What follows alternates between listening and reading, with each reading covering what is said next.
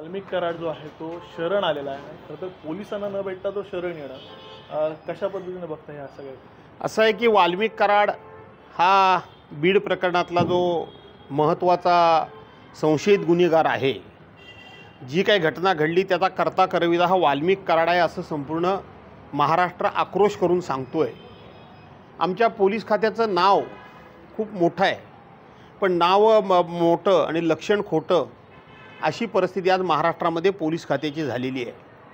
वाल्मिक कराडना शोधण्याकरता म्हणून पोलिसांनी वेगवेगळी पथकं तयार केली, राज्यकर्त्यांनी मोठी आव्हानं केली आणि पुण्यामध्ये तो स्वतः वाल्मिक कराड शरण येतो, सरेंडर होतो, पण पोलिसांच्या हाताला लागत नाही.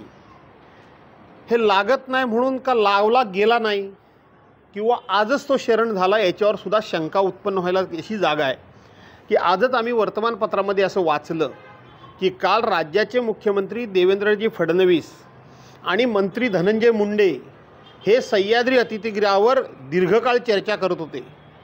आता काल त्यांनी चर्चा करावी आणि आज वाल्मिक कराड त्या ठिकाणी शरण यावा, सरेंडर व्हावा, हा योगायोग म्हणावा का पोलिसांच्या हाताला न लागता तो स्वतःच पोलीस स्टेशनला जावा, हे सगळं घडवलेलं नाट्य आहे का, अशी महाराष्ट्राच्या मनामध्ये शंका यायला जागा आहे.